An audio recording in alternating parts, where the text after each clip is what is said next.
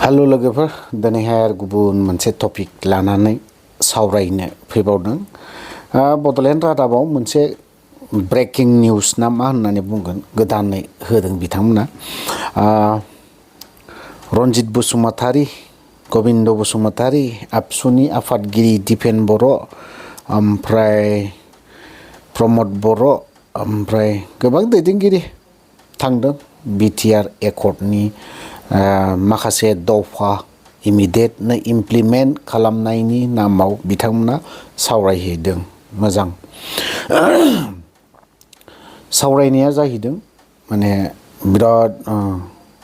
ओंथि गोनां जादों होननानै बड'लेण्ड रादाबनिसिम फोरमायहरदों बिथां दैदेनगिरिफोरा। सावरायनायाथ' गासैबो ओंथि गोनां जाजोबदों। नाथाय ओंथि गोनां जाजोबनायनि गेजेरावबो माब्लासिमहालागै माब्रै जागोन इमप्लिमेन्ट खालामनाया थाब हाया, बोसोरथामाव खालामजोबनो हाया आं मानिदों। खिन्थु ओंथि गोनाङा बे बोसोरथामनि गेजेराव बा बोसोरनैनि गेजेराव खनबेसे ओंथि गोनां सावरायखो बेसो बाथ्राया। थ' थिगैनो दं, सावरायबाय थाथों, इमप्लिमेन्टआ थाबैनो जानांगौ। सनितपुर, बिस्वनाथ, गहपुर बेफोरो जोंनि बिटिआरआव हाबजोबनांगौ। बिटिसिआव मोनसेल' बाथ्राया बेनोल' जे आं सानो अफिसियेलि मानो दिनैसिमबो बिटिसि लिरनाया लाइजामाव फैयो बा अफिसियेलि मानो बिटिसिल' फैयो, बिटिआर सोदोबखौ मानो दिनैसिमबो लिरनो हायाखै। फर्मेलि इनफर्मेलसो खिन्थु बिटिआर होनानै दोननो गोनां जादों। जों मेन गेटआवनो सेक्रेटारि अफिसाव हाबनाय गेटआवनो जोङो मा लिरनाय नुयो, रिजनखौ गैया बिटिसि बड'लेण्ड टेरिटरियेल काउन्सिल बिदि लिरनायखौ नुदों। रिजनखौ थाबनो खालामनो हायोब्ला मोजां बिटिआरनि CEM नोंथां। थ' जिखियानो जादोंला आं दिनै गुबुन टपिक लानानैसो सावरायबावनो नागिरदोंमोन, नाथाय निउस नायै बड'लेण्ड रादाबाव बेखौ ग्रोबनो नुसनदों। बारा गोबाव जायाखै, 1 आवार्स हरनि समावहाय आं नायदों दासो। मेइन बाथ्राया फैबाय, एक्सुवेलि आं नागिरनाया रन्जित बसुमतारीनि बिथांनि मैया बिथाङा मा बुंदोंमोनथाय बेखौ एसे नायनानै लानि दैया। बिथांनि बाथ्राखौ नागिरबाय थाला, गोबाव सम जायो, बारा गोलाव बुंनाय नङा, सर्टआव जागोन भिडिअ'आ दिनैहाय। बिथाङा बुंदोंमोन 2013आवसो बिथाङा 13आवसो आफादाव फुल ट्रेनिं लादोंदां दै। आं नोंथांनो जेब्ला बिथाङा ट्रेनिं लाखाङो रन्जित बसुमतारीया मा लिरहरदों रन्जन दैमारि सारखौ नैबे लेखायाव नायबा मोनथिगोन आरोखि। नोंथांमोना स्पस्ट' नायबावहाय एसे माबा जादों दे, नोंथांमोनाव क्लियार जानाय नङा, ओरै खालामना होब्ला क्लियारसिन ओरैबो जानाय नङा। नोंसोरनाव एसे आं स्क्रिनशट मारिनानै होगोन, बावहाय नायबानो जाबाय। डिआर नाब्ला आरो NDFBनि फोसाव बिलाइ बेखौ NDFBआ फोसावदों। बेखौ फेरेंगाया मा लिरदोंमोन नोंथांमोननो आङो मालाबा बेखौ 2000 माबायावसो थिग जाहैगोन, 2025आवसो नांगोन। नैबावहाय गासैबो बिनि माखासे लेखाफोरा रन्जन दैमारिनि सायाव माबायदि फोसावदोंमोन बियो, बेखौ आङो 2025आव थख' दांनानै होगोन आं। दा जेबो खालामा, बिथाङा मा बुङो बुंबाय थाथों। खिन्थु बिथाङा मा बुंदोंमोन, बसुआ दिनै बिथांखौ क्लियारिफिकेसनखौ होदों। बिथांनिखौ क्लियारिफिकेसन होनायनि जाहोनाबो बिथां बसुनि सायाव बिथाङा मैया सोंखारिदोंमोन, गुन्दासो होननानै बुंदोंमोन। BPFआ गुन्दा बाहिनी फिसिनानै दोनदों बसुखौ, बेफोरबायदि। दिनै बसुआबो बुंफिननो हायो, BPFआबो दिनै UPPLखौ बुंफिननो हायो, रन्जित बसुमतारीया गुन्दा बाहिनी फिसिनानै दोनदों आबसुखौ होननानै बुंनो हायो। नाथाय बेखौ बिथांमोना फोरमायलायाखै, बुंलायाखै। बास बिसिम जोबना थानाया मोजां। आं सानो सासे EMआ, सासे BTCनि EM दायित्व गोनां रायजो राजाया बिथांखौ एफाराब भट होनानै देरहाहोबाय, नाथाय बियो दिनैसिम मा गाज्रि लेंगुवेज, गाज्रि सोदोब, गाज्रि बे खोथाफोरखौसो बाहायनायखौ नुनो मोनलायबाय थायो। खिन्थु बेफोरबायदि बाहायलायोब्ला रन्जित बसुमतारीया 2025आव बिथाङा जेनगोन, बे खाथांखा बे जेनगोन, जेनैनो खुनु खोथा गैया। आरो फेजेननायनि लाहार फाहाराखौबो लागासिनोबो दङ रायजो राजाया फेजेनखागोनबो बिखौ जेनिनो खुनु खोथा फैया बावहाय दिनै बिथांनि सायाव बसुआ दिनै बुंदोंमोन दाखालि हरनि 10-11 समाव बिथांमोना NGO ना मा बिथांमोना गावहैदों आथिङाव गावफ्लुंदों दिनैसिमबो हस्पिटाल दं लवार आसाम हस्पिटालाव दं दिनैसिमबो बिनि एगेन्स्टआव मोजां खेंफोरथि दिनैसिमबो होनो हायाखै बेखौ मोजां खेंफोरथि होनो थाखाय बसुआ मेम'रेन्डाम गथायदों DCनो ओमफ्राय बिनि सायाव माखासे खोथा बुंनायावहाय बिथाङा गुन्दा बाहिनी बुंदों बेबो खोथाया थिग रन्जित बसुमतारी नोंथाङा दिनैसिमबो बे सासे गथ'खौ गावनायनि खेंफोरथि बा मोनसेबो स्टेटमेन्ट होनो हायाखै सोर गावदों मानो गावखो NGOआ दिनै गावथारदोंब्ला मानो गावखो जाहोना मा जाहोनथ' नांगोन ना आरो NGOनो माबायदि राइफलखौ आखायाव दैनो मोनलायखो एथ'राब पावार थाबायना NGOआ दिनै आरो एथ'राब पावार माबायदि होनो मोनखो बिसोरखौ गावनो मोनलायनाय दिनै बिनि सायाव बसुआ CBI तदन्त लुबैदों आरो बेखौबो मोनसे खोथाखौ बुंनायाबो थिगखा आबसुनि खोथाया बारे बार फैगोन बावहाय आबसुआ गोदोनिफ्रायनो जेब्लानिफ्राय एकट जादों बिथांमोना 2 घन्टा 1 घन्टा बेफोरबायदि गोबां खेथ्रआवनो होनायखौ नुनो मोन्दोंमोन आनखि लामा हान्थामेला थांनायनि बारैबो बिथांमोना होदोंमोन दिनै बिथां गाव जानायनि खेथ्रआवहाय फंसेबो बुंनाय बाथ्राखौ नुनो मोनाखै मानो बुङाखै ना सम मोनाखै ना माबा मोनसे जाहोननि थाखाय होनो हायाखै बेखौ बुंस' हाला रन्जित बसुमतारीया दिनैसिमबो बेखौ मानो खेंफोरथिखौ होनो हाया मा हाबनानै दं जोंनि NGOआ गावाखैबा गावाखै होमबा गावदोंबा सोर गावखो दिनै गावाखैबा नैबे जाय आथिङाव गावजानाय बिथाङानोथ' दिनैहाय गोबां खेंफोरथिखौ होलांदों NGO बेफोरबायदि डाइरेक्ट बुंदों मानसिखौबो सिनायो मानो दिनै होनो हायाखै जाहोना मा आफादाव दिनै नोंथाङा बुंबावदों आरोबाव नोंथाङा बुंदों सोरबा दावराव देख्रेब ना मा देख्रेब गोबाङानो दावराव देख्रेबखौ गाज्रि रोखोमै सोंखारि लायो जुदि दावराव देख्रेबा जुदि गाज्रिथारब्ला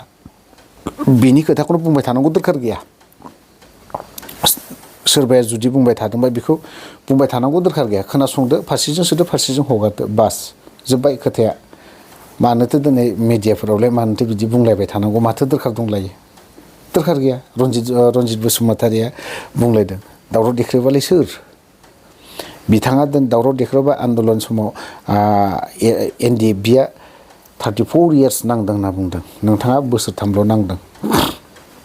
बोसोरथामल' नांदों नोंथाङा हार्डलि बिनि बारा नङा बोसोरथामाव नोंथाङा नैबे लेखाखौ जोंखौ NDFB रन्जन दैमारि सारा बे लेखाखौ बरननो गोनां जादों बे फोसाव बिलाइ लेखाखौ बरननो गोनां जादों रन्जित बसुमतारी नोंनि थाखाय बरननो गोनां जादों गुबुननि थाखाय नङा मिथिबाय बे लेखायाव गासैबो माखासे नोंनि बुंनाय खोथाफोर दंजोबो बरननो गोनां जादों 2014आव खारन नों सासे एकदम बिस गोनांसोमोन बिस गोनांफोर हाबना थाहैनायफोर बिस जिबौआव हाबना थाहैनायफोर बायदि जादोंमोन बै समावहाय दिनै आं बेखिनि खोथाखौ स्पस्ट बुंदों बोसोरथामल' नांदों नों आफादाव बिनि बारा गैया जाय हक नोंथाङा बोसोरथाम नांदों बर' हारिनि थाखाय सेक्रिफाइस खालामदों दुखु खस्थ' लादों बिसि फिसा गथ' गथाय नों साख्रि बाख्रि नों गारनानै थांजोबदों होननानै बुंदों बास मोजांनि बाथ्रा दिनै गुबुन सासेया दिनै बिनि फिसाया दे दावराव देख्रेबनि फिसायाबो जे आबसुआव नाङाखै बा सोरबा सासेजों दे माबा मोनसे नाङाखै बा मावाखै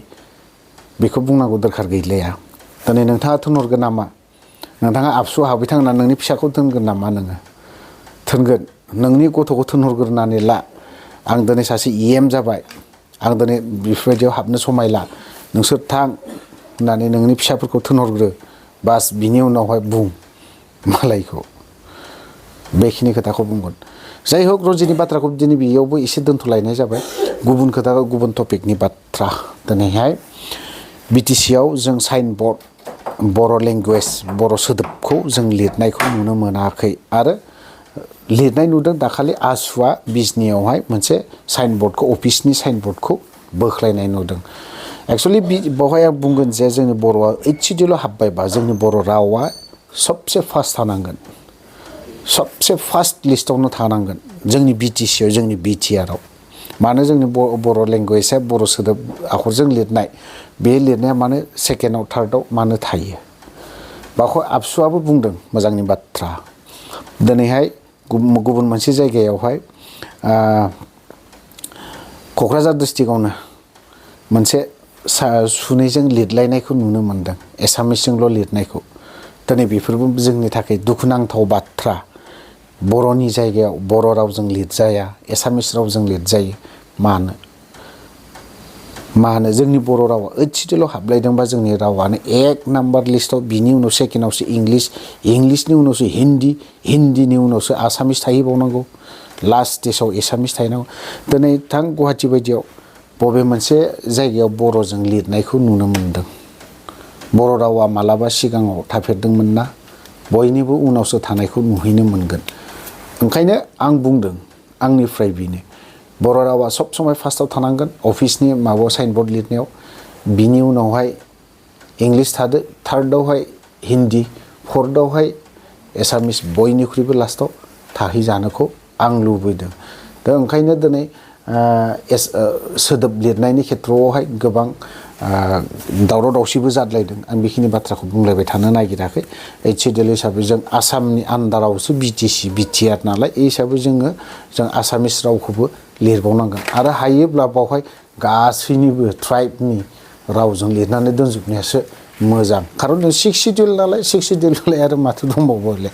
नों आदिबासिनिबो लिरना दोननो हायो आदिबासियाबो दिनैहायनो एकर्ड जाबाय बिथांमोननिखौबो लिरनो गोनां जाहैगोन गाबोन समफोर राजबंशीया एकर्ड जाहैगोन बिसोरनिखौबो लिरनांगोन आरो ओरैहाय गुबुन ट्राइबनि नेपालिफोर बिसोरनिखौबो लिरहैनो गोनां जागोन साइनबर्डआवनो माथो बिराद गिदिर नांगोन मोनथाम मोनब्रैसो दिनै राव लिरनो नागिरनायावनो किन्तु जोंनि जायगायाव BTC आव BTR आव बर'नि रावा फार्स्टआव थाग्रोनांगोन आं बेखौनोल' बुंगोन आरोखि थ' दिनैहाय गोबां बाथ्रा बुंदों बनसुआ दिनैहाय गोबां स्टेटमेन्ट होदलायदों जिखियानो जादोला आं बेखौल' खावलायगोन बर'नि सिनस्रिफोर बनसुआनो जा आबसुआनो जा दिनै UPPLआनो जा मा होननानै बुङो BPFआनो जा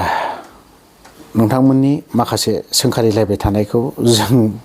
माबायावहाय नुगासिनोबो थायो नायबायबो थायो सोर मा होनदों सोर मा होना दिनै बनसुआ फेरेंगाखौ जेरैबायदि बाथ्रा बुंबाय अखानायै जे फेरेंगाया बिनि रिप्लाइखौ जे होआ अखानायै जे फेरेंगाया जे बिनि रिप्लाइखौ होआ बे थानो हाया बे होखाथारगोन बियो ओंखायनो फेरेंगानि स्टेटमेन्टखौ नेबावनोसै मा जायो जोङो फेरेंगाया जेरैबायदि बाथ्रा बुंदों आफादाव बियो बोसोरथामल' नांदों बिनि बारा नाङाखै बिनि उनाव EM जादों बिनि डिपार्टमेन्टआवनो दा जेसेबां माबा दङ इलिगेल गाजा गासिबो अन्थाइ बोनायनि माबाफोरावबो महलफोरावबो बेफोरावबो इलिगेल जेसेबां दामफोराव अन्थाइ लाबोयो मोनसे सालानजों खुन्थां खुंब्रै बोनायनि रिपर्टआ आंनाव सफैगासिनो दङ किन्तु बेखौ आं दिनै स्पष्ट खालामनानै होखादों रन्जित बसुमतारीनि न' खाथियावनो आं बिनि दामफोरखौ हमनानै खोन्थागोन आं बे आंनि मोनसे नायथारगोन आं बेखौ नेथारगोन मा खालामो नायथारगोन आं रन्जित बसुमतारी EMनि न' खाथियाव आंबो दामफोरखौ सालान मोनसेजों खुनफे मालबो बोयो अन्थाइ बोयो आरो डेट गैयै सालानखौबो बरननानै खोन्थागोन आं बे मासाव नङा फैगोन बोसोर जानुवारि नङा फेब्रुवारि खुनसेब्लाबो बरनगोन बेंथलाव बिबो थ' लोगोफोर भिडिअखौ आं बारा गोलाव खालामनो सानाखै बावहाय दोनथ'बाय जय बर' हारिनि